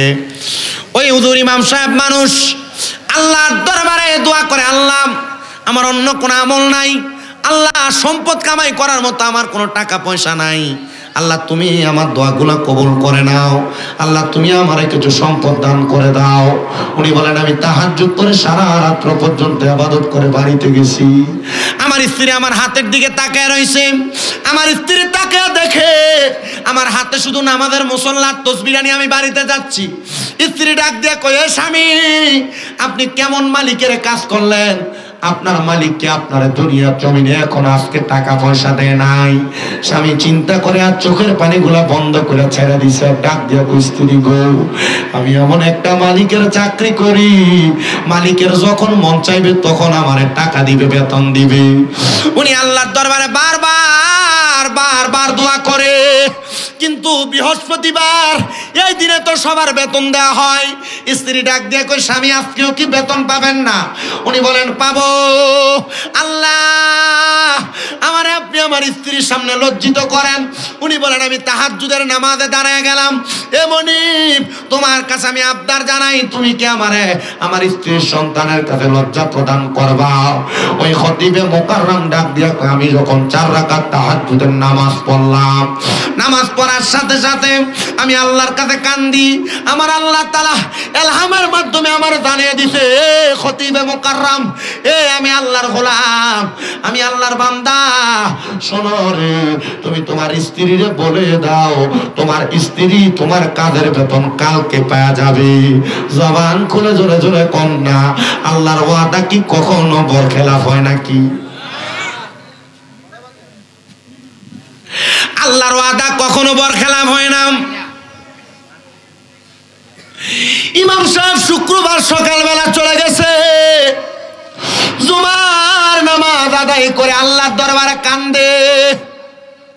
ওই এলাকার বাদশাহ এজাজুল হক মুরাদাবাদী তিনি বলেন, আমি তখন বিধর্মী, আল্লাহর প্রতি ঈমান আমার এতটা ভালো না, আমার একটু অসুস্থতা হয়েছে, আমার পেটে বড় বেদনা, আমি এলাকার কোনো ডাক্তার কবিরাজ বাদ রাখি নাই, তাদের ওষুধপত্র গ্রহণ করি নাই। আমি সব গ্রহণ করার পরে আমি দেখলাম আমার পেটের কোনো পীড়া ভালো হয় না, ব্যথা ভালো হয় না। এমন টাইমে আমি ইজাজুল হক মুরাদাবাদীর আমার একজন প্রজা ডাক দিয়া কয়, দেখেন না আমরা এলাকার মৌলভী সাহেবের কাছে ওনার একটু সদকা হাদিয়ার মাধ্যমে আপনার জীবনের এই পেটের ব্যথাটা আপনি একটু ভালো করাইতে পারেননি। সাথে সাথে বলল তার জন্য 20 দিরহাম আর 5 কেজি চাউল, আল্লাহ তুমি এটার উসিলে আমার পেটের বেদনা ভালো করে দাও। বাদশা কয়, সময় এক্ষণ যাইতে না যাইতে আমার পেটের ব্যথা ভালো হয়ে গেছে, মারহাবা কন। আমার বাদশা ডাক দিয়া কয়, চাউল বাদ দে, 20 দিরহামও বাদ দে, মাত্র 5 দিরহাম ইমামের কাছে পৌঁছা। এই কথা বলার নিয়ত কি জায়গাত আছে না হলে গেছে গা? এটা আমার অবস্থা। কালকে যে এত বড় ভূমিকম্প পাইলো, ঢাকা শহরের এক মসজিদের ছাদের উপরও মুসল্লি জাগা হয় না। এতে করোনা ভাইরাস আইলো, মসজিদের ভিতরে মুসল্লি জাগা হয় না কেন? বিপদ আইছে আল্লাহ গা, খোদারে ডরান, আর বিপদ গেলে গা খোদা কেডা তোমারে আমি চিনি না। হযরত ইজাজুল হক মুরাদাবাদী বলেন, আমার কিছুক্ষণ পরে পায়ের পাতা থেকে মাথার তালু পর্যন্ত এমন ব্যথা, মনে হয় ব্যথা আমার মাথা থেকে পা পর্যন্ত, পা থেকে মাথা পর্যন্ত দৌড়াদৌড়ি করতেছে। আমি বড় অবাক হয়ে গেলাম, হায়রে কেন জানি আমার এমন অবস্থা হয়ে গেল। এবার কত ডাক্তার কত কবিরাজ আসে, আমার ব্যথা ভালো হয় না। এমন টাইমে বাদশা ডাক দিয়া কয়, রাখরে সব ডাক্তার আর কবিরাজ দৌড়া, আমার রাজগুদাম থেকে 2 বস্তা চাল, 2 বস্তা আটা, 2 বস্তা গম, 2 বস্তা জব, 2 বস্তা আটা, 2 বস্তা ডাল নিয়ে ইমামের বাড়িতে পৌঁছা, আমার খতিবে মুকাররমের বাড়িতে পৌঁছায়া দিছে। কিছুক্ষণ যাইতে না যাইতে রে হযরত ইজাজুল হক মুরাদাবাদী বলে, আমার পেটের ব্যথা না, আমার পুরা শরীর ঠান্ডা হয়ে গেছে, চিকন ঘাম, আমার শরীর যখন ভালো হয়ে গেছে, আমি আমার নিয়তের কারণে আমি পরিপূর্ণতা পেয়ে গেছি। এবার ওই ইমাম সাহেব খতিব মানুষ, উনি তো মসজিদে কান্দে, আজকে বউ বাচ্চার কাছে আমি কি জবাব দেব। আর ওই দিক দিয়ে ওনার স্ত্রী কয়, আমার স্বামী এমন একটা মালিকের কাম করছে, ওই মালিকের মন কত ভালো, 1 সপ্তাহের কামের বিনিময় 1 বছর সংসার চলার মতো টাকা পয়সা ধন সম্পত্তি, 1 বছর সংসার চলার মতো মাল সামান দিয়ে আমার ভরপুর করে দিছে। উনি ডাক দিয়া কয়, ও আল্লাহ, আমার স্বামীরে ব্যবসাতে বরকত দাও, কাজে বরকত দাও। এবার ওই স্বামীটা জুমার নামাজ পড়া সাজদা থেকে মাথা উঠায় না, আল্লাহ এখন কেমনে আমি সম্পদ ছাড়া বেতন ছাড়া বাড়িতে যাবো। আমি গতকালকে আমার স্ত্রীরে বলছিলাম, জুমার নামাজ পড়া তোমার বেতন তোমার হাতে দিব, তুমি ভালো খানা পাইবা। ওদের আমি আমার আল্লাহর দরবারে চাইতেছি বারবার। আবার আমি চিন্তা করলাম, এ আল্লাহ, আমি আবার তোমার নামে তাওয়াক্কালতু আলাল্লাহি ওয়া রাসূলি, তুমি এবং তোমার রাসূলের উপর ভরসা কইরা আমি বাড়ির দিকে রওনা করলাম। এবার ওই বাদশা ইজাজুল হক মুরাদাবাদীর এলাকার খতিব ডাক দিয়ে বলে, আমি আবার বাড়িতে যাওয়ার পথে রাস্তাতে কিছু পাথর দেখা আমি আমার কাপড়ের গাঁটুরিটা অথবা আমার রুমালটার মধ্যে পেঁচায়া আমি কান্দে লইয়া আমি সামনের দিকে গেলাম।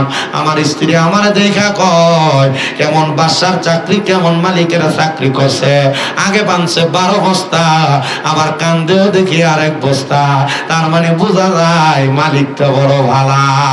আপনারা বলেন, ইমাম আর খতিবে মুকাররম এমন একজন মালিকের চাকরি করছে, ওই মালিক একজন, তিনি কি ওই মালিক কি ফিরে দেয় নাকি? গাটুরি বানছে পাথর, আগে যে বাড়িতে 12 বস্তা গেছে এটা কিন্তু হুজুর জানে না। ফাড়াইছে কে? বাদশা পাঠাইছে। বাদশারে ফাড়াইছে কে? আল্লাহ। এই জন্য আপনি এখান থেকে দেন, আল্লাহ এখান থেকে আপনারে দিব। ইমাম সাহেব এবার পুটলিটা সামনে রাখছে, স্ত্রী কয়, দেও পুটলাটা খুলে দেখি আর কি আনছম। ডাক দিয়া কয়, জগতের মানুষ, আমি আমার স্ত্রীকে বলতে লাগলাম, স্ত্রী, এই স্ত্রী, এটা তুমি এখন খুইলো না, আমার 2 রাকাত নামাজ পড়তে দাও। ওই নামাজটার নাম সলাতুল হাজতের নামাজ। মারহাবা কোন? সলাতুল হাজতের নামাজ কেমনে পড়ে? নামাজে নিয়ত করে দাঁড়াইবেন, নফল নামাজের নিয়ত করে দাঁড়ায়া নামাজে সূরা ফাতিহা অন্য সূরা মিলিয়ে রুকু সিজদা করবেন। সিজদায় যায়া সুবহান রাব্বিয়াল আলা পড়ার পর বাংলাতে আপনার যত হাজত আছে ওই হাজতের কথা আল্লাহর কাছে বাংলাতে বলবেন, দেখবেন আমার আল্লাহ তাআলা আপনার সব হাজত পূরণ করে দিবে। আল্লাহরে বান্দা ডাক দিয়া কয়, জগতের মানুষ,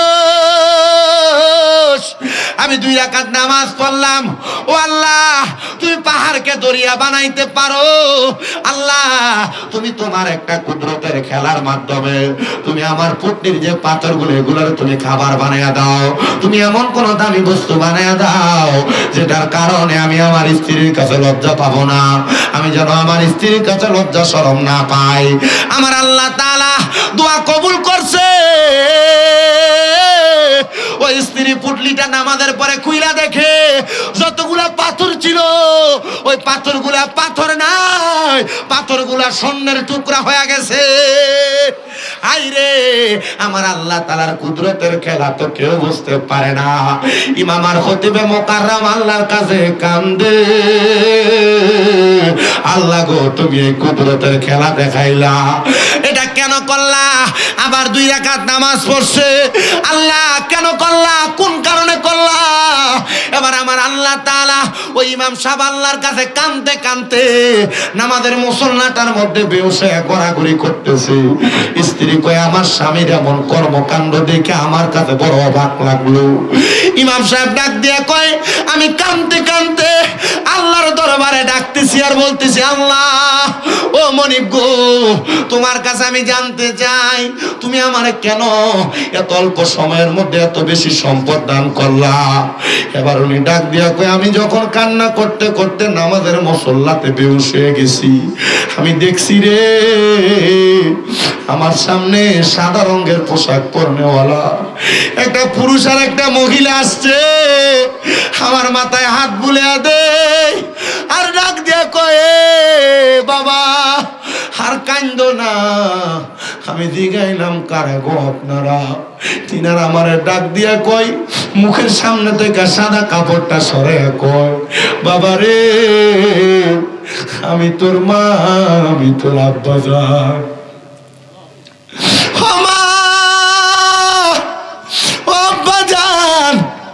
আপনারা কেমনে গো আমার সামনে? জানোস রে আমার আল্লাহ তাআলা তোরে এত সম্পদ এত খাবার দিয়া স্ত্রীর সামনে বেয়াজ্জতি করে নাই, লজ্জা দেয় নাই। এটার একটাই মাত্র কারণ তুমি সন্তান তাহাজ্জুদের নামাজ আদায় কইরা আমরা জন্য যখন দোয়া করছো ও মাগফিরাতু লাহুমা, আমরা কবর থেকে তোর জন্য দোয়া করছি। আমার আল্লাহ তাআলা এই জন্য তোরে এত সম্পদ আর খাবারের ব্যবস্থা করে দিছে। এ নরসিংহপুরের বাবা আমি জানি না কার মা কবরে কার বাবা কবরে। আপনারা দুনিয়াতে এমন কোন নেক আমল করেন কিনা আপনার যে নেক আমলের কারণে আল্লাহ তাআলা আপনার মা বাপরে কবরে ভালো রাখবে আর আপনার মা বাবা কবরে থেকে আপনার জন্য ক্ষমা প্রার্থনা করবে। এমন অনেক সন্তানে জান্নাতের বাগান মাহফিলে বসে, তারা তাদের মা বাপ মরে নাই এখনো বেঁচে আছে, ভাত দেয় না। সন্তান যদি এমন থাকো মা বাপরে বাদ দাও না, মা বাপরে ধমক দিয়া ঘর থেকে বের করে দিছ। তোমরা 2-3 ভাই মা বাপ সকালে এক ঘরে, দুপুরে এক ঘরে, রাত্রে এক ঘরে ভাত খায়। মা বাপের খাওন খোরাক লয়ে এলাকাতে বিচার বসা লাগে, বৈঠক বসা লাগে। এ সন্তান দে তোর পাও আমার সামনে দে, আমি তোর পাও যদি দিব্যা দিয়া পরিষ্কার করে দে আমার কোনো ক্ষতি হবে না। কারণ তুমি শুধু আমি শামীম রেজার ওয়াজ না, ব্রাহ্মণবাড়িয়া জেলার বড় হুজুর দিয়া যদি ওয়াজ করাও আর মা বাপরে যদি ভাত না দাও, মা বাপরে বউয়ের কথা শুই না যদি ধমক দাও, মা বাপরে আলাদা করে দিয়া থাকো, আল্লাহর কসম করে বলি তোমার এমন ওয়াজ মাহফিল শুনে কোনো লাভ হবে না। আর অনেক সন্তান যারা মা বাপরে ধমক দাও, মা বাবার সঙ্গে বাজে কথা বলো, আমি তোমাদের কাছে করো ধরে আবদার করি সন্তানের দলেরা তোমরা এখান থেকে বাড়িতে যাইয়া মা বাবার পায়ে ধরে মাপ চাইবা। যতক্ষণ পর্যন্ত তোমার মা বাপ মুখ দিয়া বলছে মাফ করে দিছি, ততক্ষণ পর্যন্ত মা বাবার পাও তুমি ছাইরো না। এ সন্তান আজকের মাহফিল কবুল হবে কি হবে না এটার গ্যারান্টি কেউ দিতে পারবে না, তবে আমি শামীম রেজা একটা গ্যারান্টি দিয়া বইলা দিয়া যাই। আগামীকালকে যদি দেখো নরসিংহপুরের কোন দোকানে বৈশা কোন মুরব্বী বলে হ্যাঁ কুমিল্লা থেকে আগত শামীম রেজা ছোট মানুষ, তার কথা শুনে আমার ফুতে বাড়িতে যায় আমার পায়ে ধরে মাপ চাইছি, তাইলে মনে করবা মাহফিল আল্লাহর দরবারে কবুল হয়ে গেছে। অনেক সন্তানেরা চিন্তা করে হুজুর আমি তো কোনোদিন আমার মা বাবার সাথে কোনো অন্যায় করি নাই, আমিও কি মাপ চাইবো? হ্যাঁ হ্যাঁ সন্তান তুমি অন্যায় করো আর না করো, মা বাবার পাশে মাপ চাইলে দাম কমে না, সম্মান কমে না, ইজ্জত কমে না। আমার দিকে তাকিয়ে দেখো, আমি শুধু মা বাবার পাশ দিয়ে সালাম করি না, শুধু মাপ চাই না, আমি মাঝে মাঝে সুযোগ পাইনি আমি আমার মা বাবার পায়ের মধ্যে চুমা দেই। আমি যেদিন শুনছি মা বাবার পায়ে চুমা দিলে আল্লাহর জান্নাতের চৌকাঠে চুমা দেওয়ার সওয়াব পাওয়া যায়, আমি ওই দিনে আমার আম্মা আব্বারে ঘরের মধ্যে যাইয়া তাদের পায়ের মধ্যে চুমা দিছি রে চুমা। সন্তান আম্মা আব্বার পায়ে চুমা দিতে পারবা কিনা আমি জানি না। অনেকে চিন্তা করে হুজুর যাদের বাড়িতে আব্বা আছে, তারা বাড়িতে যাইয়া বাবার পায়ে ধরে মাপ চাইবো। আমার তো আব্বা নাই, আমি কার পায়ে ধরে মাপ চাইবো? অনেকে চিন্তা করে হুজুর যাদের বাড়িতে মা আছে তারা বাড়িতে যাইয়া মার পায়ে ধরে মাপ চাইবো। হুজুর আমার তো মা নাই, আমি কার পায়ে ধরে মাপ চাইবো? সন্তান যাদের মা নাই, যাদের বাবা নাই, একটু পরে আখিরি মুনাজাত হয়ে যাবে, রব্বির হামহুমা কামা রব্বায়ানি সগীরা বইলা। কোন সন্তান যদি চোখের মনি কোটার মধ্যে একটা মাছির মাথা পরিমাণ পানি চাইরা কান্দে, ওই পানিটা মাটিতে পড়ার আগে আমার আল্লাহ তার মা বাবার জীবনের গুনাহ মাফ করে দেয়। আমি জানি না কত সন্তান জানি তার মারে হারায়া কান্দে, কত সন্তান জানি তার বাবারে হারায়া কান্দে। আমি জানি না তাদের বাবা মা তারা বড় কষ্ট করে মানুষের মতো মানুষ করে দিয়া আগে তাদের আব্বা কবরে। আব্বা জান ঈদের দিনে নতুন কোন জামা কাপড় কিনা পরছে না, পুরান জামা কাপড় পরে আব্বা ঈদের ময়দানে গেছি।